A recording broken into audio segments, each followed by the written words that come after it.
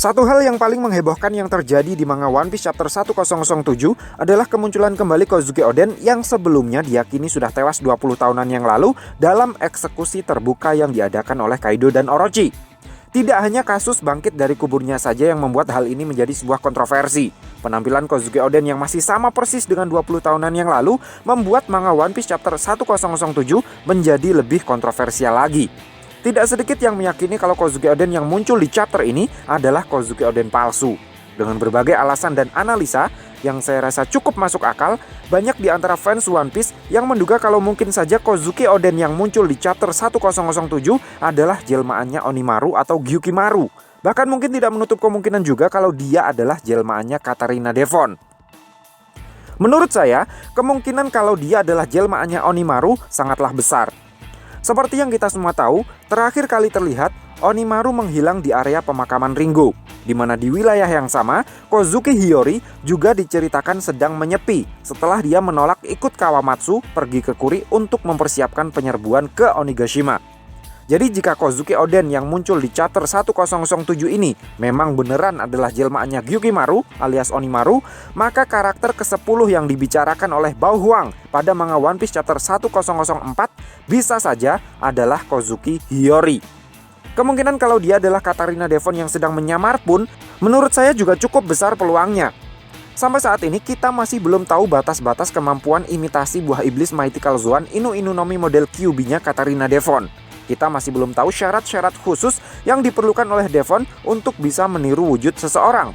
Namun karena buah iblis yang dimakan oleh Katarina Devon adalah jenis Mythical Zoan, jenis buah iblis yang sangat langka, maka pastinya kemampuan imitasinya tersebut lebih hebat dibandingkan dengan Mane-Mane no Mi-nya Bonchan. Sehingga masih ada kemungkinan kalau Devon bisa berubah wujud menjadi seseorang tanpa harus pernah bertemu langsung terlebih dahulu dengan orang yang wujudnya dia tiru. Jadi gini, dulu kan Kozuki Oden pernah menjadi kapten divisi 2 kelompok bajak laut Shirohige.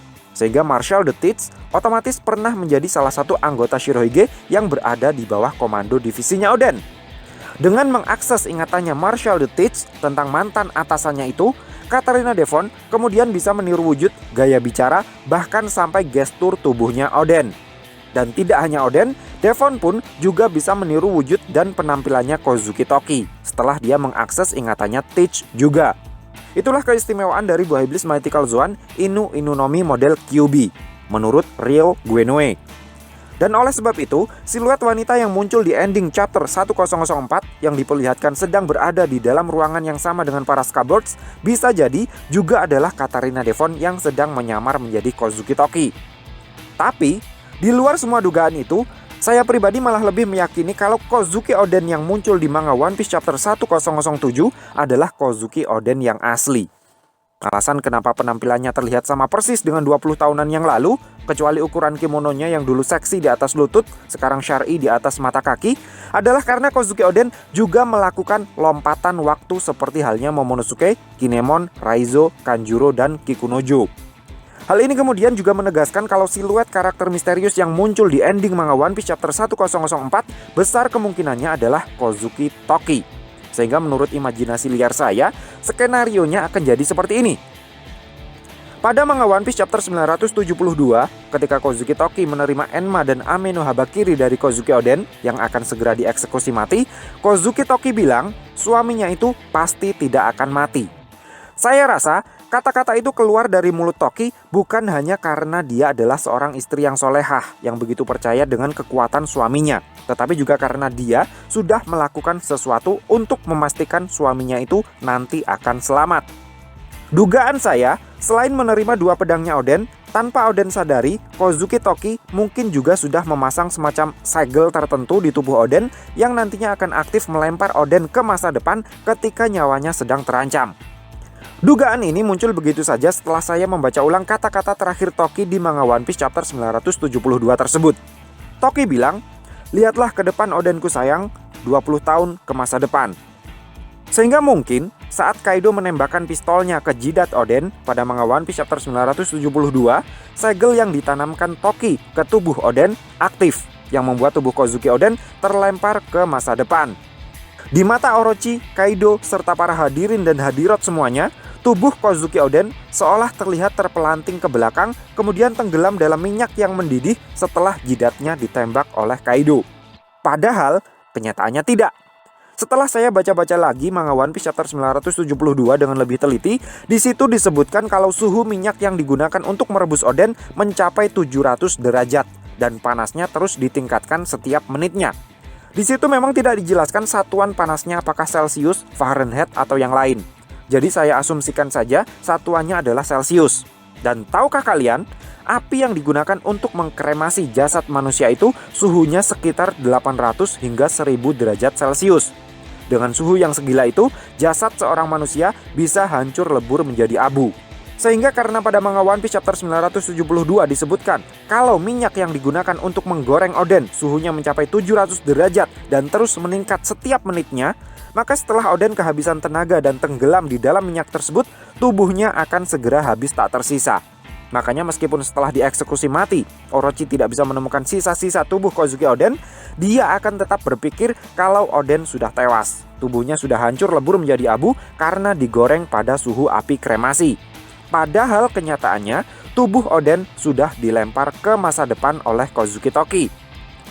Kemudian setelahnya, Kurozumi Orochi beberapa kali mengatakan selama jasad mereka semua belum ditemukan, dia tidak akan bisa hidup tenang.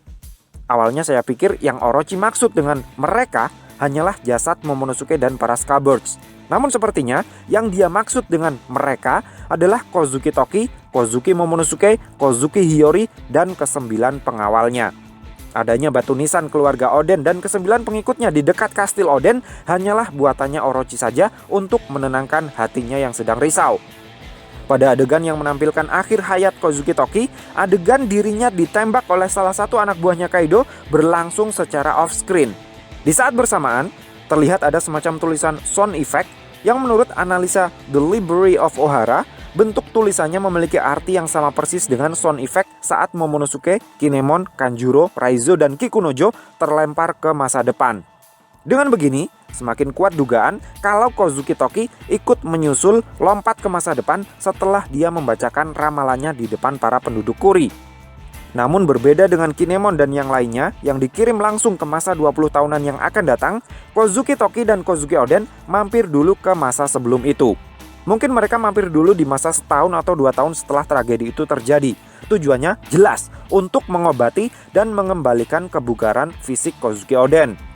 Nah, dugaan saya, setelah semua luka Oden sembuh dan tubuhnya sudah hampir siap tempur lagi, Oden mendengar kabar kalau ada sekelompok samurai Wano yang secara nekat melakukan penyerangan ke Onigashima. Karena Oden tahu mereka semua hanya akan mengantarkan nyawa saja jika secara gegabah menyerang markas Kaido, Oden memutuskan untuk menyusul mereka semua ke Onigashima bersama dengan Kozuki Toki. Sesampainya di Onigashima, semuanya sudah terlambat. Oden mungkin merasa sangat marah, sehingga dia nyaris saja mengamuk dan mengobrak-abrik seisi kastil Kaido. Untuk mencegah rusaknya rencana yang sudah disusunnya, Kozuki Toki kemudian membawa Kozuki Oden sekali lagi melompati waktu ke masa depan. Dan sampailah keduanya di masa sekarang ini. Nah, jika dilihat dari cara Toki melempar Momonosuke ke masa depan, yang posisi take off dan posisi landingnya tetap sama, maka bisa jadi batasan dari kekuatan Toki Tokinomi adalah hanya bisa melompati waktu, tetapi tidak bisa melompati ruang atau tidak bisa melakukan teleportasi. Jika dia berada di dalam kastil Onigashima ketika melompati waktu ke masa depan, maka sesampainya di masa depan, posisinya berdiri juga akan tetap berada di dalam kastil Onigashima. Hal itu kemudian menjelaskan kenapa Kozuki Oden dan Kozuki Toki bisa tiba-tiba berada di dalam kastil Onigashima dalam kondisi yang nyaris masih sama mudanya dengan ketika hidup di masa 20 tahun yang lalu. Masih hidupnya Kozuki Toki menurut saya sangat penting untuk cerita One Piece ke depannya. Hal ini tidak terlepas dari fakta bahwa Kozuki Toki atau Amatsuki Toki adalah manusia yang berasal dari masa Void Century, sehingga dia dan rahasia yang tersimpan di Laugh Tale sepertinya memiliki hubungan yang sangat penting ke depannya. So, piye menurutmu, bro? Terima kasih sudah mampir ke channel kami. Jangan lupa like, share, dan subscribe jika menurut kalian video-video kami cukup menarik untuk ditonton. Sampai ketemu lagi dalam video kami yang berikutnya. And matur nuwun.